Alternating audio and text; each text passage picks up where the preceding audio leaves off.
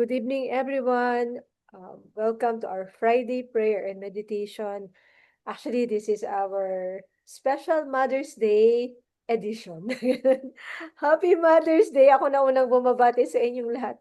Happy Mother's Day! Happy Awesome Mom's Day sa ating lahat ng mga mommies na may mga special needs na anak. Ayan. Okay.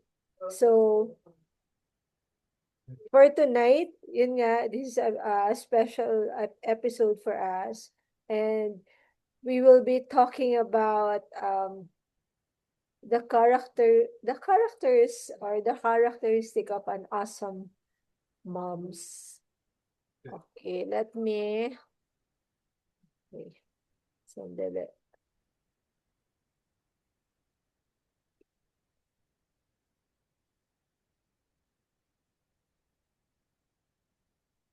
Okay, let me share my, yeah, wise awesome moms. So yan yung ano natin. Kasi, di ba, we want to be wise, awesome moms.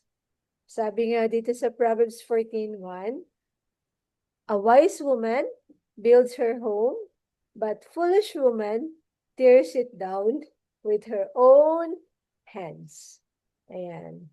So we want to be a woman, a mom that really builds our home. Ayan. So we also have a sharing question. And let's answer this first. Answer natin, what do you think are the characteristics of a foolish mom? So kung meron wise moms, so meron ding foolish moms. So can you think of characteristic of a foolish mom? Sige nga, can you type it there? Sige. Tingnan natin habang i-type nyo muna dyan yung inyong mga answer.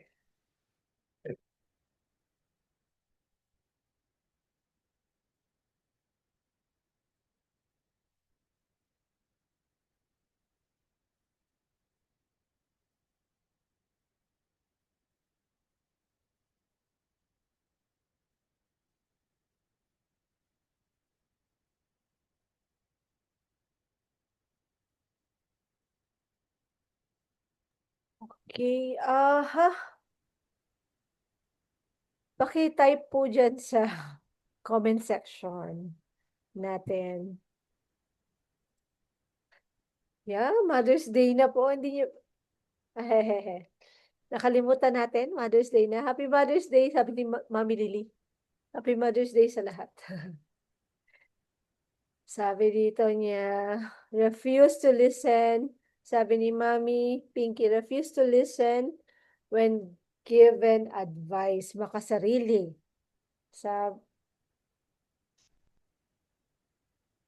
Ayan. Heeds what the world says, sabi ni Mami Lily. Ano pa ba? Okay, so, yan yung mga, ano, foolish moms. Ano pa ba? Ano ba mga, ano natin, mga characteristics of a foolish moms? So, worldly, ano yung mga usually maririnig natin or makikita natin na, masabi natin na, medyo foolish mom to. Ganun din. Ano kaya yung mga characteristic nila? How about, nagging, nagnanag, foolish wife and foolish mom. Diba? Minsan nagnanag sa asawa, nagnanag din sa anak. Ano pa? Nagchichismisan or palagig na sa phone. Sobrang hook sa phone. Ano pa ba? Marami yan eh. Ano pa? Nag-overspend. Mga ganyan, di ba? Ano pa ba? Mga foolish moms yung, basta yun na yun. Pero anyways, let's look at the positive side, which is the characteristic of a wise mom. Actually, meron akong nilista before tayo, no? Sabi ni Mami Lily, emotional, immature, entitled. Yan yung mga foolish mom. Sabi ni Mami Net, one who is proud of herself, believing that she needs no one to help her oh, in any kind of struggle and challenge. Sabi ni Mami Arlene, easily carried away kapag makukulit ang mga kids. Unwise spending, napapabayaan ng mga kids, inuuna ang pagpapaganda. Over sa pag-aalaga ng mga anak. Ayan. Di ba? Sabi yan eh. Sige. Punta na tayo ngayon sa scripture natin. Let's go to our Bible reading. Our Bible reading is from Proverbs 31, verse 25 to 31. Actually, uh, pwede niyong basahin yung whole Proverbs 30, Proverbs 31, about ano yan, a wise wife, a wise woman, or a wise mom. So let's read first our scripture. Ayan, Proverbs 31, verse 25 to 31. Mami Lily, pwede po ba niyong pakibasa ang ating scripture? Sige po. Okay. Hallelujah, Jesus. She is clothed with strength and dignity, and she laughs without fear of the future. When she speaks, her words are wise, and she gives instruction with kindness. She carefully watches everything in her household and suffers nothing from laziness. Her children stand and bless her. Her husband praise her. There are many virtuous and capable women in the world, but you surpass them all. Charm is deceptive and beauty does not last, but a woman who fears the Lord will be greatly praised. Reward her for all she has done. Let her deeds publicly declare her praise. Amen. Nakamute ka, Mami Josie. Sorry. Thank you, Mami Lily. Amen. Okay, let's continue our meditation now. So, let's look at the characteristics of a wise, awesome moms. Okay, always remember, a wise woman builds her house, but a foolish woman tears it down with her own hands. So, we want to be that wise woman. Actually, I think maraming namang mga nice characteristics ang isang wise woman. Pero I just put 4, parang sinummarize ko na lang into 4 para mabilis. Mabilis, madali lang. Okay, so let's look at the first one. The first one is, a wise, awesome mom is full of faith. Ayan. So, full of faith tayo. Ayan. Ano nga yung binasa ni Mami, Mami Lily? Sa Proverbs 31:30, charm is deceptive and beauty does not last. But the woman who fears the Lord will be greatly praised. Ayan. So, I think the question when it comes to us is, what are the things that we really value the most? Diba? So, a wise woman, awesome woman is valuing God the most. I mean, yan talaga yung priority natin, si God talaga. Siya yung number 1 sa ating listahan. si, si God Himself. Okay?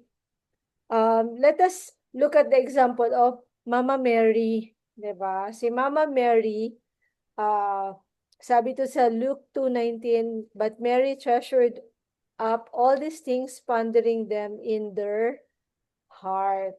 Okay. Hindi, eto yung during the time na they are raising up Jesus, lahat ng mga nangyayari na kay Jesus, ang ginagawa niya, pinaponder niya sa heart niya. Talagang minimeditate niya. I think Mary is really a woman that really reflects on the Word of God. Dali lang sandali lang. Kasi may nagba-background dito sa likod ko.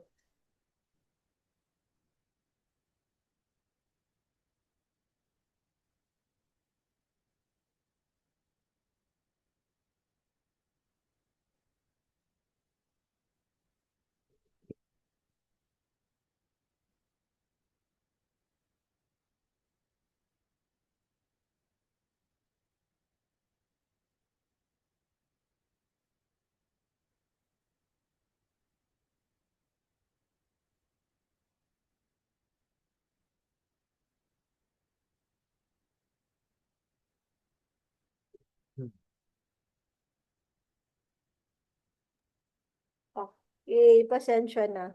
Kasi, nagpapatugtog siya ng ano. Medyo ang lakas ng sound niya. Hindi ko alam kung narinig niyo. Narinig niyo ba? Hindi. Buti naman. Hindi niyo narinig. Para, alam niyo yung teenager na, nagti-teenager na nagpapatugtog siya ng mga love songs. Anyway. So, yan. Sabi dito sa 2 Timothy 1 verse 5, I am reminded of your sincere faith, which first lived in your grandmother, Louise. Yung faith natin, akala lang natin, faith lang natin yan. But the truth is, we pass it on to our kids until to the next, the third generation. Kasi ganyan yung nangyari kay Timothy, no, sa Bible. Na yung influence natin, ng faith natin, talagang matindi yan. Kasi it really lives up to the next generation.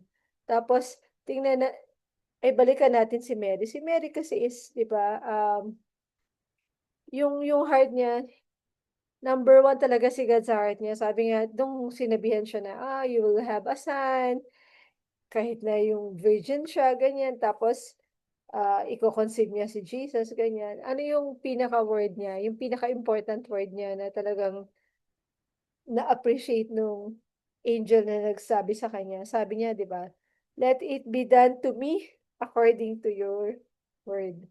Sobrang full of faith yung heart niya na, Lord, ano yung will mo sa life ko? Let it be done to me.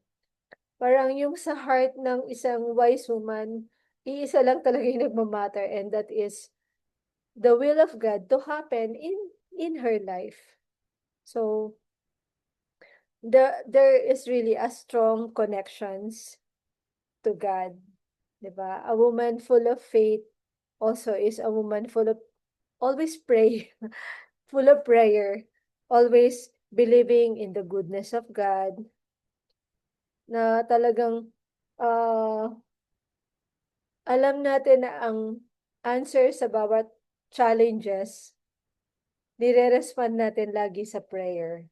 Sabi nga dito sa Philippians 4 verse 6 to 7, do not be anxious about anything, but in every situation by prayer and petition, with thanksgiving, present your requests to God. And the peace of God that which transcends all understanding will guard your hearts and your minds in Christ Jesus. Di ba pag nagtitiwala tayo kay Lord, full of faith, talagang we believe in Jesus. Nandun yung trust natin sa Kanya, yung pagtitiwala natin sa Kanya, yung love natin sa Kanya. Parang it follows everything, no? Yung peace and understanding natin, nagpa-follow yan. So, a woman full of faith, always praying for everything, in anything, every situation, di ba? We pray. Even dito sa bahay, yun nga, lagi ko sinasabi sa inyo, when we talk, when we have concerns, when we have problems, when may mga issues, ganyan, the only know how na alam namin i-respond, the best respond is really to pray and believe God for a miracle, believe God for answered prayers, just like the other day, I think mga around Monday yata yun na I'm talking to my sister and may mga problems sila, ganyan. Sabi ko, ganun ba? O sige, sige, let's pray. Let's pray right now. Ganon. Hindi ko na, kumbaga, hindi na natin siya pinapagtagal-tagal pa, hindi na natin siya, hindi na tayo nagpapakahirap.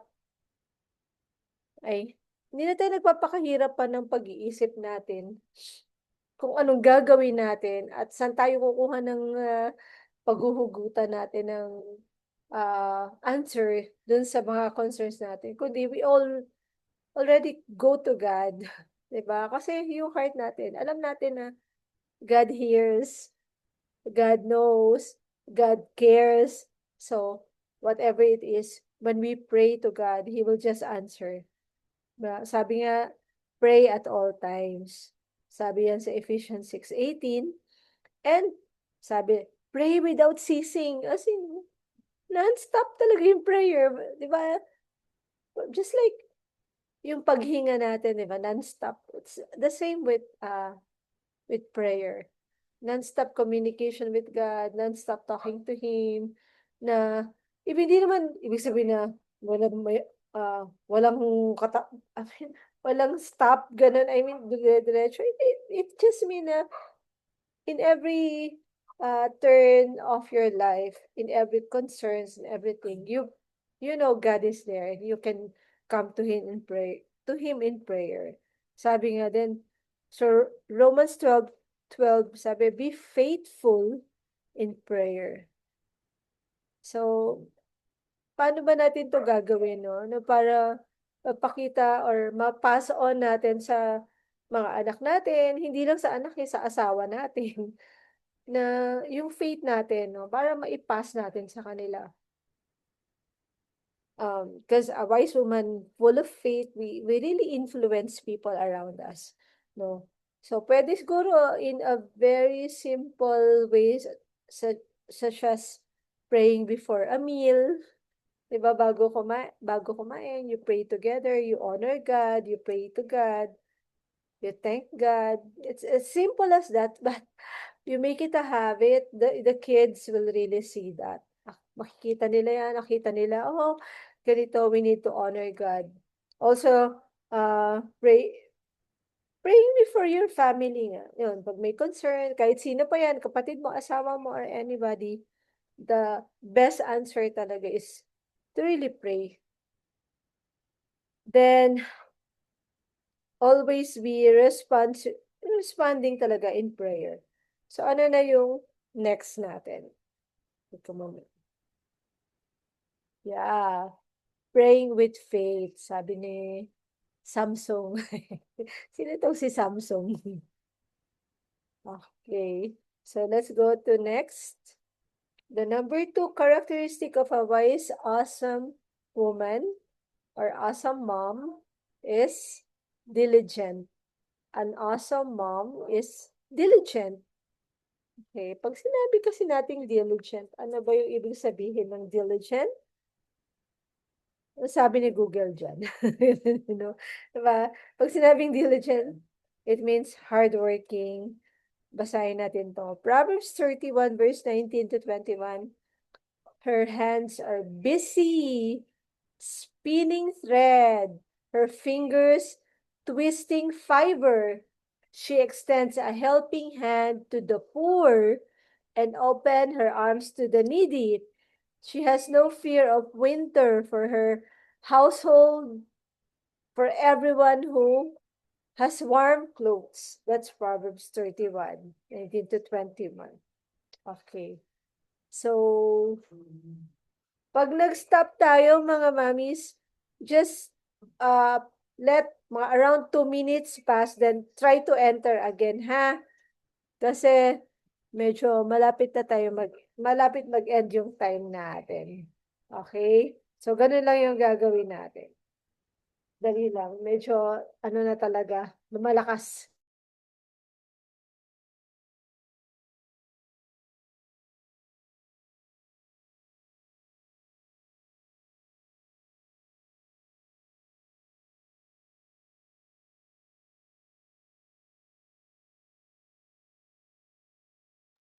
Ayan. Kasi palakas na yan, palakas.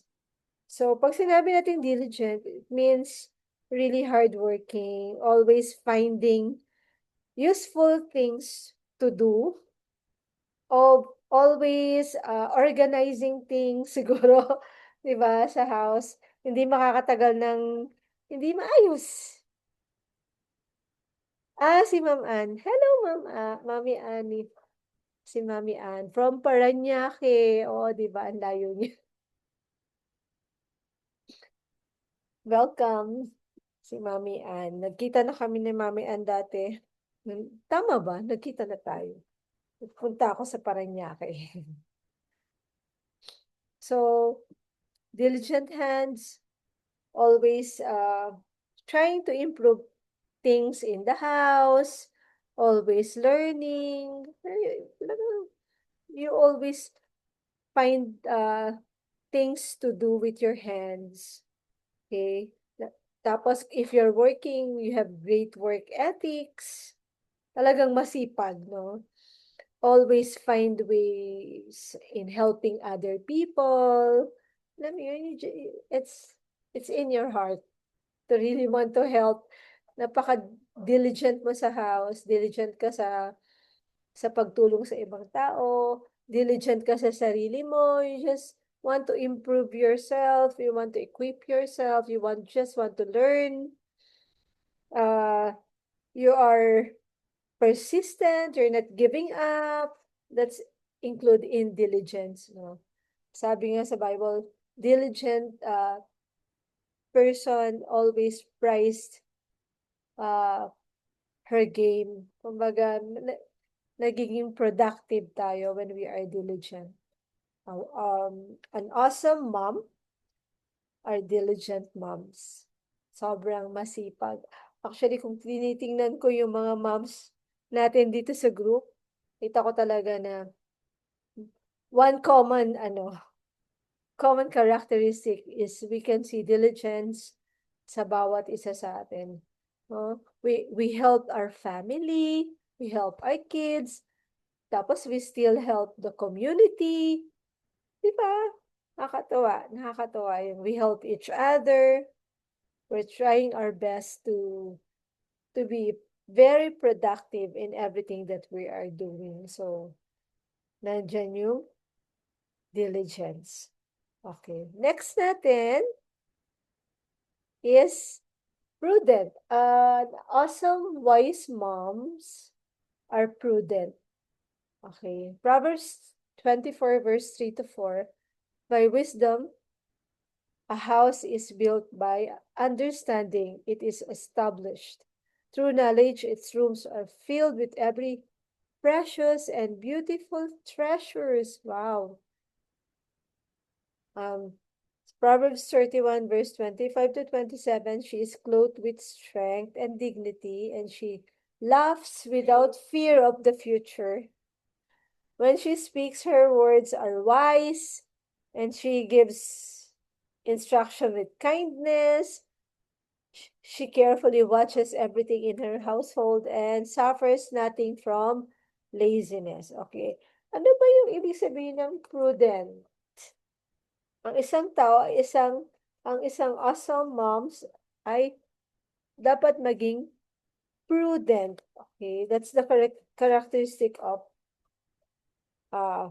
an awesome moms. A wise, awesome moms. Prudent. Ibig sabihin ng prudent is acting with wisdom. Yan. Acting with wisdom and with careful considerations. Ayun. Ako, ang word ko dyan is cautious. Okay, a wise mom is always cautious, sensible, with a sound mind. Yung mga decisions always sound, no? And discreet. Okay? Smart. O, di ba? So, tayo ba yan? Ano, dinidescribe ba niyan tayo personally? I believe yes, di ba? That is a description of each one of us. That we are prudent women, awesome moms, or women of God. Okay, we are frugal. Okay, we are practical. We are economical. Okay, so are we that? Ganyan ba tayo? We are frugal. Ibig sabihin, we don't overspend. We are wise in spending. Sabi nga ni Mami Arlene, wise in... Ayan. So, let's continue. Okay. So, i-ano ko lang. Let me share my screen again. Ayan. So, number 3 na tayo. And that's being prudent. Okay. So, ang illustration natin dyan is wise money spending. Yan. Yan yung isa sa illustration natin, no? We are generous givers. Pero at the same time, we know how to budget our money. Tapos, we always, we don't spend beyond our means. Okay? But we also agree, a giver. Then we save for the future. Diba? Another is, uh, pagiging prudent is we know what we value and we go to that direction. Okay? Alam natin kung ano yung mga binavalue natin sa life natin, yung mga, yun. Like for example, yung mga decisions natin, di ba, sa decision making natin, we really decide, depende sa binavalue natin ng heart natin. Ibig sabihin ng pagiging prudent din is, we use the social media responsibly, di tayo nag-overspend ng time natin, nag-overspending ng time natin sa pag-scroll sa social media. Kasi minsan, di ba, hindi na natin namamalayan na, uy, ang dami na pala nating time dun, kakascroll natin. No, let's plan ahead our days. Let's plan our times. Okay naman mag-scroll, diba? Like for example, if you use that as, parang ano lang, parang in-betweens. Parang okay, let's have a break, let's have a scrolling, ganun. Pero don't major on it. Like, spend the whole day scrolling. Nakakaligtaan mo na yung mga important things sa life. Another pagiging prudent is like, we speak with kindness and with calm tone of voice. Okay? And overlooks all insults and not act on, with abrupt anger. Yan, with abrupt anger. Kasi sabi dito, she gives instructions with kindness. Her words are wise. Kasi di ba yung a foolish person, a foolish person sees danger, pero he still goes on. I mean, sige pa rin siya. Kita niya na may, danger na sa unahan. Sige pa rin. Like, for example, sa relationship, di ba, sa mag-asawa, or, ayan, sa ganyan, ba sa bahay. Kung alam mo na, uh, it, your words, o yung tone of voice mo, makaka-trigger yan sa anger ng partner mo, o nung husband mo, or nung kasama mo sa bahay. Of course, you're not going to go to that direction. You will, as much as possible, be diplomatic, 'di ba? Ang daling sabihin, no? Pero kasi mas matahimik ang buhay kung ganun gagawin natin. Kasi naman i-express mo yung irritation mo, yung galit mo, yung ano mo, and you know na if you do that, away, 'di ba? Away yung mangyayari. Then much better na lang na, ay, peaceful ang paligid. Then you do things in a very prudent way, na maging cautious ka sa mga sasabihin mo. Sabi nga, let us, be slow to, speak, be quick to listen, slow to speak, and slow to become angry. Tama ba? So, yan yung sabi sa Bible. Then, we overlook insults. So let us be prudent, let us be cautious, let us know when to stop, let us know when to go, and let us be a wise mom. Okay, then the number 4, the last but not the least, is teaching by example. Yan. We teach us by example. Proverbs 31, verse 28 to 29. Her children stand and bless her. Bless her. Her husband praises her. There are many virtuous, capable women in the world, but you surpass them all. Okay. As wise, awesome moms, we teach by example. Okay, we walk what we talk. We teach the virtue that we want to impart or we want to teach our kids by practicing it ourselves, di ba? So, tayo muna yung magpo-practice. Like, if we want to teach calmness to our kids, na, oh, you have to be calm, ganyan. Kasi ikaw pala yung sigaw na sigaw. Dapat, hindi. We will teach it by example. Kasi nga, di ba palagi ko itong sinasabi na, mas naaalala ng mga tao sa paligid mo on how you respond, on how you act, kesa dun sa mga sinasabi natin. Okay? Mas nare-remember nila na, oh, si mami pag ganito siya mag-respond.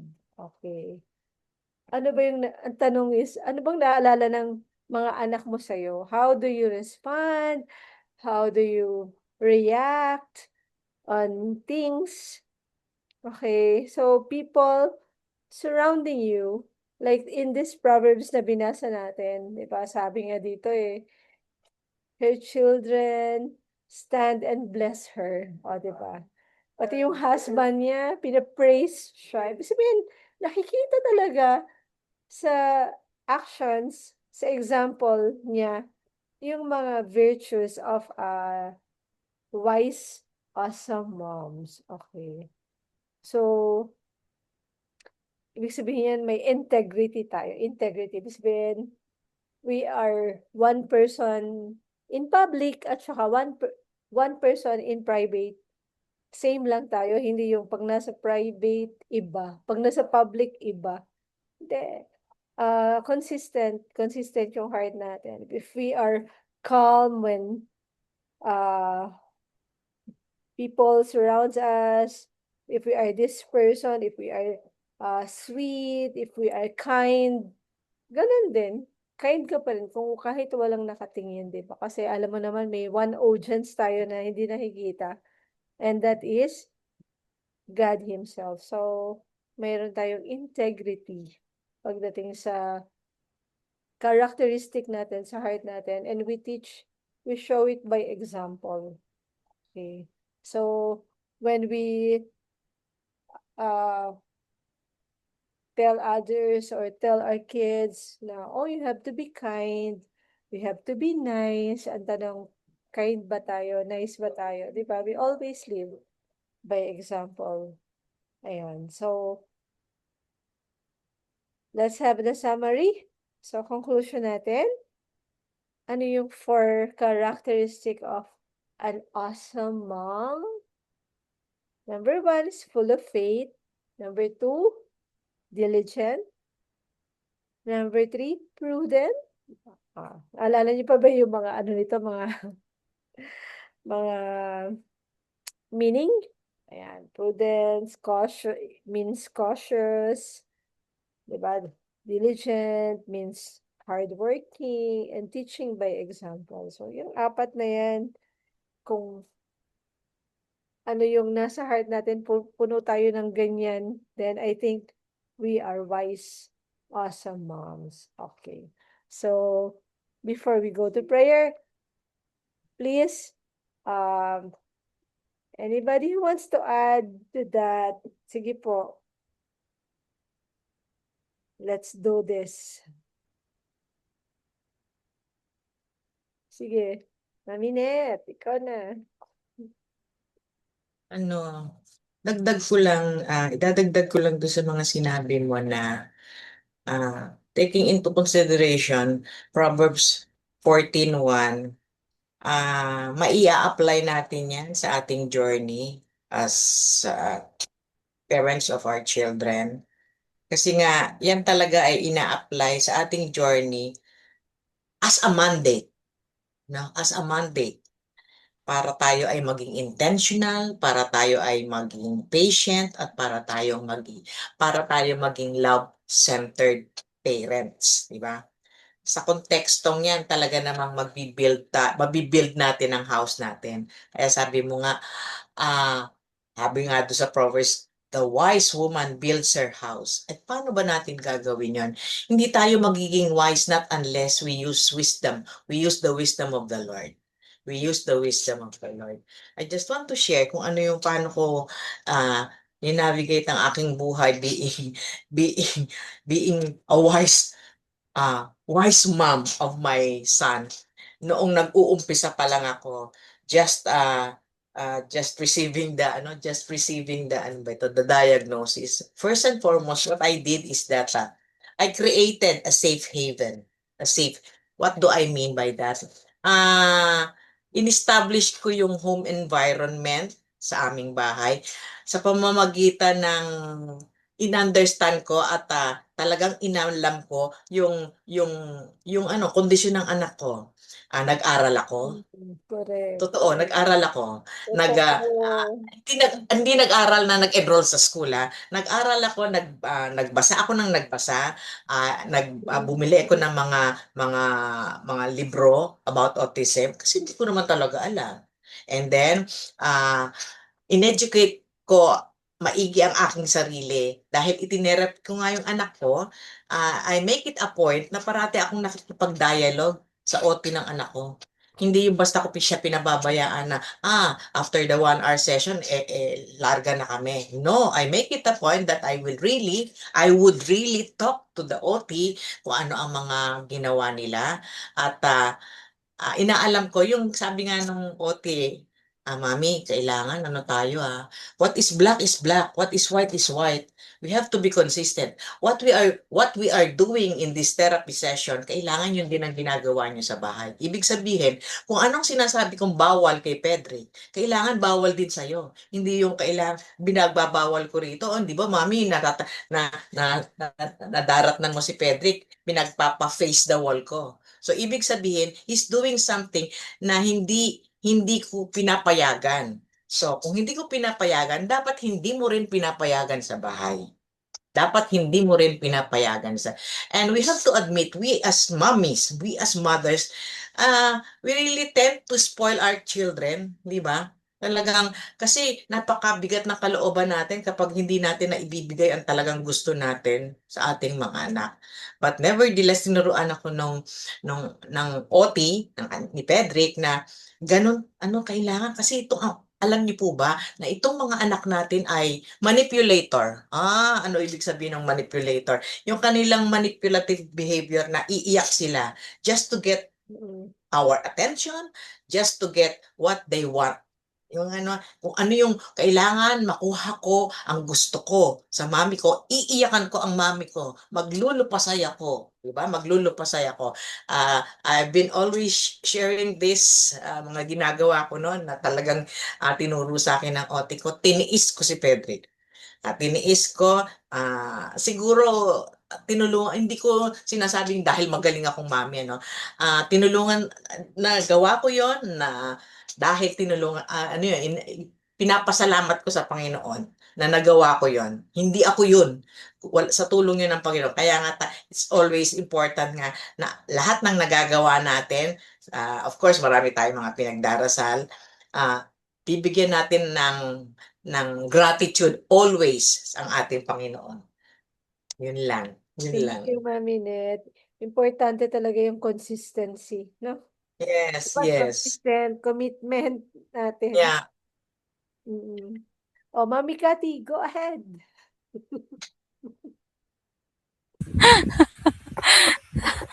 Okay, I'd like to thank you, Mami Jo, sa napakagandang message na shinare mo sa amin. We are truly reminded of how we act as a wise mom. And also the Bible is very clear, and also it has all the instructions that we needed. Na very nice na we are guided by the truth that is written in the Bible. Guide to sa atin na mga moms kung paano magiging isang mabuting ina. Kasi we don't have crash course nito sa college. Walang walang crash course sa Correct. parenting. Lahat tayo lahat tayo pag when we started no as a mom, nangangapa talaga tayo, hindi natin alam yung gagawin natin. So it is very good that we inquire of what are the instructions given by the Lord, because the Lord is very faithful to guide us. Naka-clear talaga yung mga instructions niya kung ano yung gagawin mo as a parent, as a wife, as a daughter, as a son. So maraming guide, no? It's uh, ano ba tawag ito?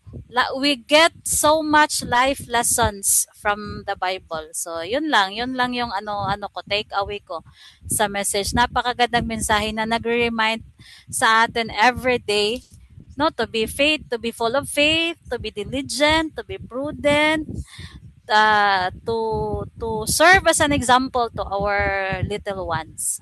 So that's all. Thank you, Thank you. Mami Cathy. O, meron pa bang iba na gustong mag-add dyan? Okay. So, siguro ako isang additional pa pala, nakalimutan ko, yung full of faith natin. Dapat lagi tayong may conscious, 'di ba? Yung conscious awareness na we only have one audience. Laging, ako personally, yan ang lagi ko nire-remind sa sarili ko, an audience of one, and that is God Himself. Lagi kong inaano yan na, the only one I really want to please is God Himself. Yung relationship natin kay God talaga, number one yan. And all things will really follow. Especially if we want to listen to His instruction, kasi i-guide tayo talaga, i-guide tayo ni God. Kung meron tayong deep relationship with Him. So ngayon, we're going to pray.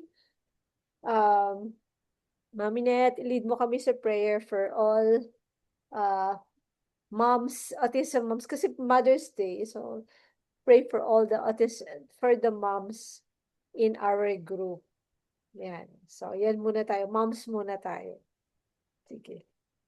Okay. Okay, let's pray.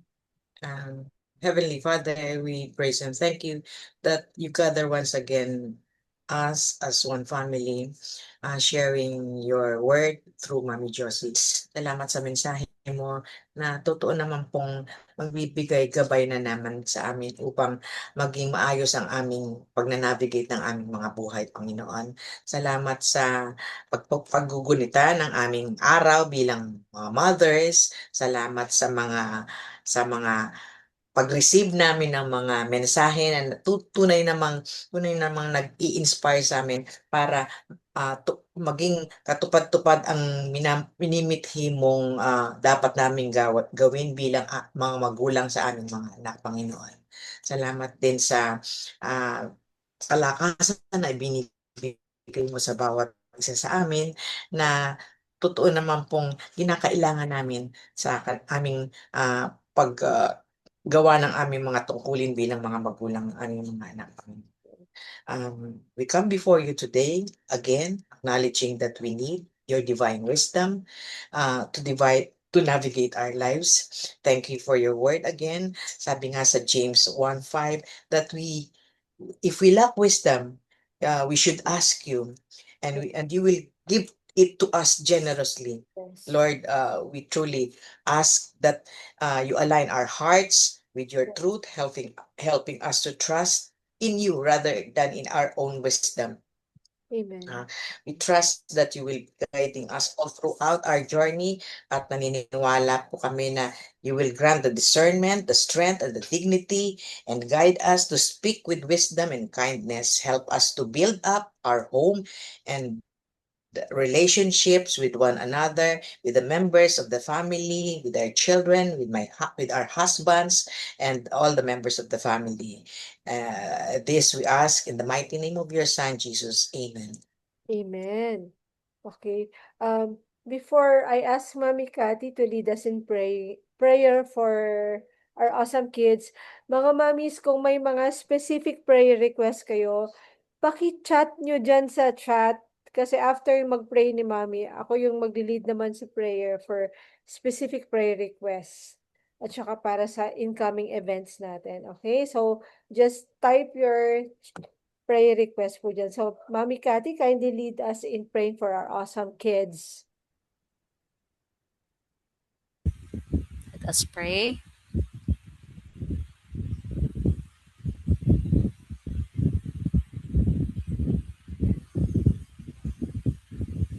Heavenly Father, we praise you, Lord, and we worship you, Lord God. We thank you, Lord.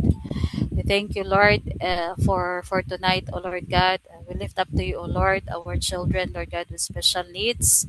Lord, you created, Lord God, each one of them, Lord God, wonderfully and uniquely, Lord. You know them by name, O Lord God, and I believe, Lord, that you love them deeply, Lord God. Lord, we thank you for their lives, Lord God. Lord, we thank you, Lord, for their presence, Lord God. They brought so much joy, Lord God, in our lives, in our families, Lord God. We thank you, Lord. Lord, I pray for wisdom, Lord God. I pray for guidance, Lord God. I pray that you will guide their minds, Lord, with clarity. You will guide their minds, Lord, with peace and understanding, Lord God. Help them, Lord, to grow in their own way, Lord God, in their own pace, Lord, according to your will, Lord God, according to your plan, Lord God. Lord, for those kids who are not feeling well today, we pray for healing, Lord God, and wholeness, Lord, in every area of their lives. Lord God, we pray for strength, Lord, in their bodies. Lord God, I pray that you will improve their motor skills, Lord God, and their fine motor skills, Lord God. Lord, I pray that you will help their hands, Lord. You will help their feet, Lord God, to develop coordination, Lord God, and also, Lord God, for improvement, Lord, and progress, Lord God. Lord God, there may be challenges, Lord, and I pray, Lord God, that there will be also breakthrough, Lord God. Where there is delay, Lord God, you bring improvement, O Lord. Thank you, Lord God. We also pray for emotional and social and also cognitive growth and maturity, Lord God. Amen. Yes, Lord, help them communicate, Lord God, and express themselves, Lord. And Lord God, bring connection, Lord, to their caregivers, to their loved ones, to their parents, oh Lord God.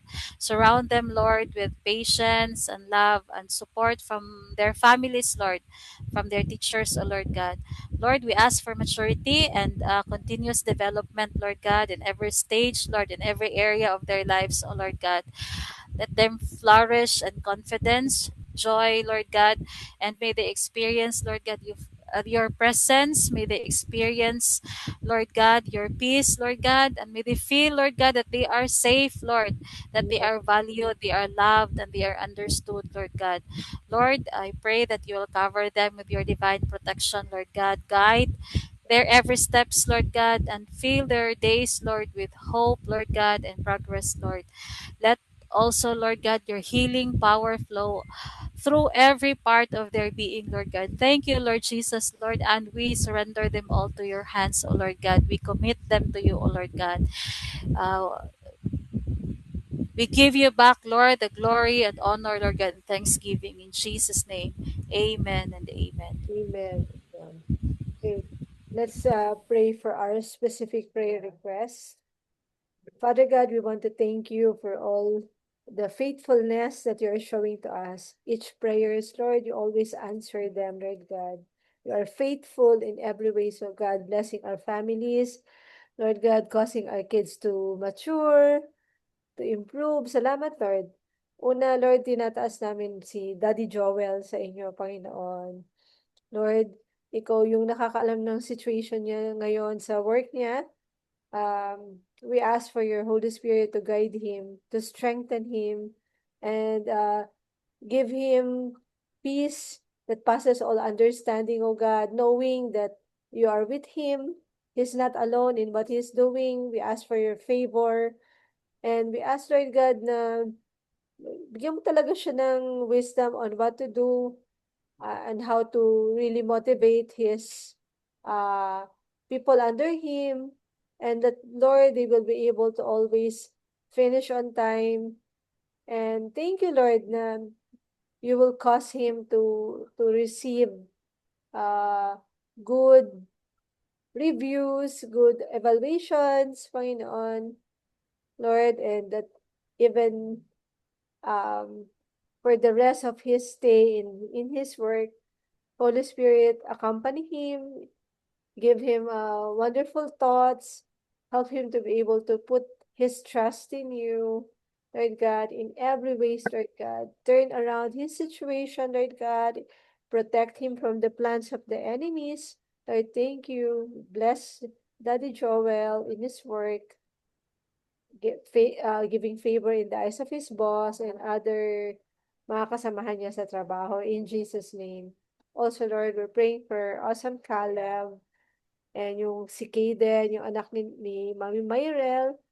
Lord, salamat. Continue to cause them to grow and be a strong, have strong relationship as siblings, Lord God. And thank you, Lord, that your will be done upon the lives of these kids, oh God. That they will know you, experience your presence, your reality.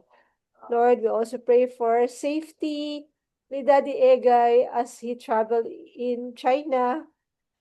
Lord, we pray for your favor, safety, traveling mercy upon him, O God.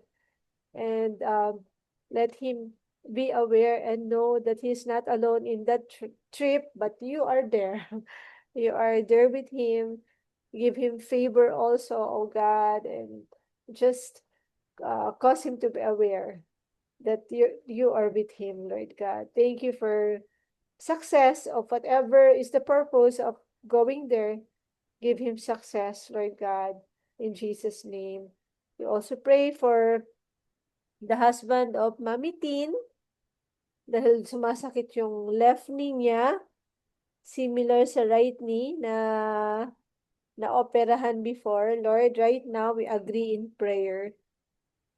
We ask that you reach out to the daddy, anong name ng pangalan ng asawa mo, Mami Tin? Yung sa asawa Ray, Mami Jo. ayun, kay Daddy Ray, we ask right now, stretch forth your hand and touch his knee, remove every pain from both knees, Lord God, remove the cause, kung ano man yung nagiging cause nung pain na yan, Lord, we pray, remove them.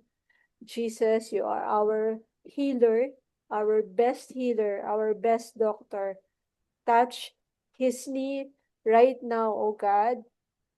Siguro Mami Tin, touch his knee right now. I-touch mo yung knee ng husband mo while we're praying right now. And by faith, this prayer will flow through the knee of your husband.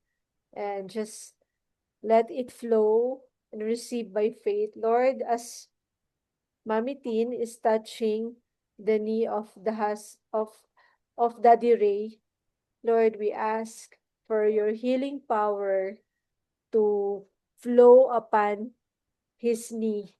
Make it whole, O God. Thank you that by your stripes and wounds, sa pamamagitan ng mga sugat, mga latay mo, pinagaling mo na kami. So, claim namin to sa knee ni Daddy Joel, O God. Strengthen mo yung knee niya, Lord God. Let it be restored to having a new knee. Parang bago siyang knee. Bago siyang kneecap, yung lahat ng parts niya, Lord God, make it whole, O God. Salamat, Lord. Now you just move that knee, igalaw-galaw mo yan. So, igalaw-galaw ni Daddy Ray at pakiramdaman niya. And they'll continue to lay hands on that knee. Thank you, Lord. We receive the healing of Daddy Ray's knees in Jesus' name.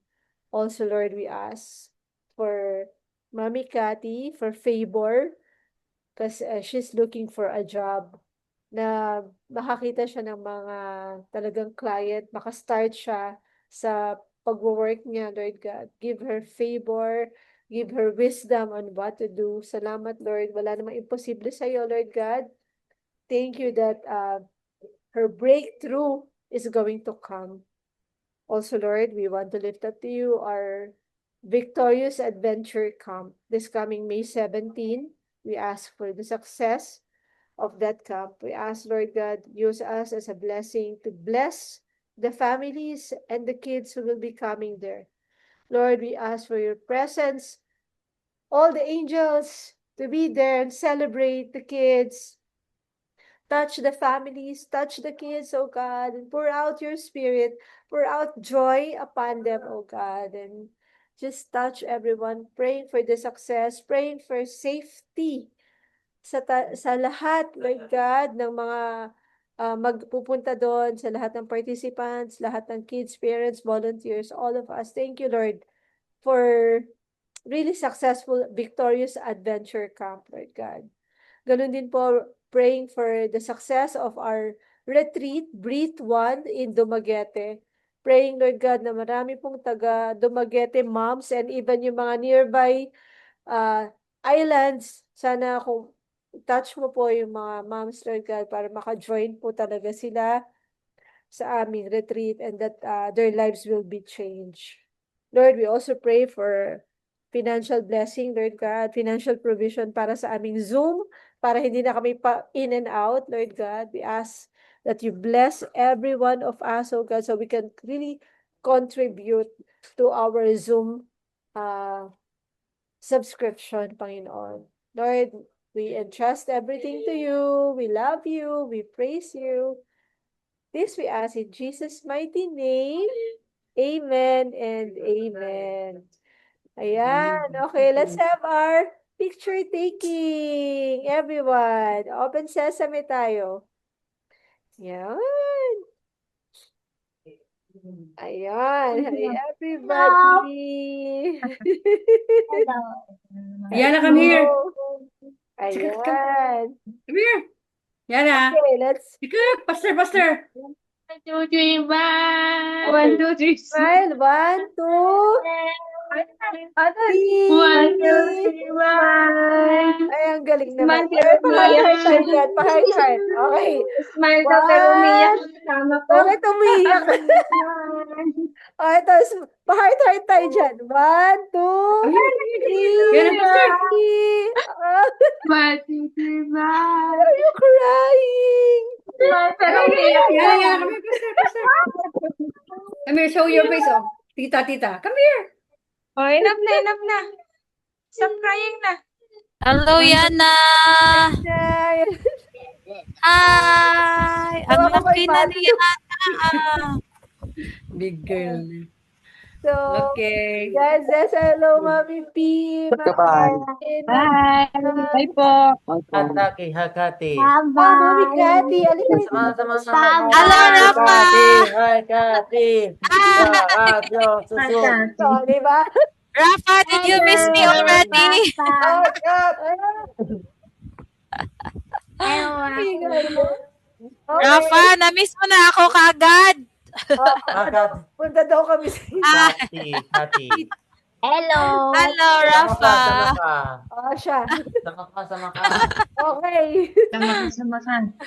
O yung pag-pray. Mami Lily, pag-pray mo baka basta next year we'll have retreat dyan sa inyo. Dyan sa North. We're going to have that. Okay? So, yung mga gustong sumama sa Dumaguete, if you're from Cebu and you want to go with us sa Dumaguete, message nyo lang ako. Okay? So, God bless everyone. See you next Sunday. Bye-bye. Next Bye! Friday. Happy Mother's Day, everyone. Happy Enjoy. Mother's Day!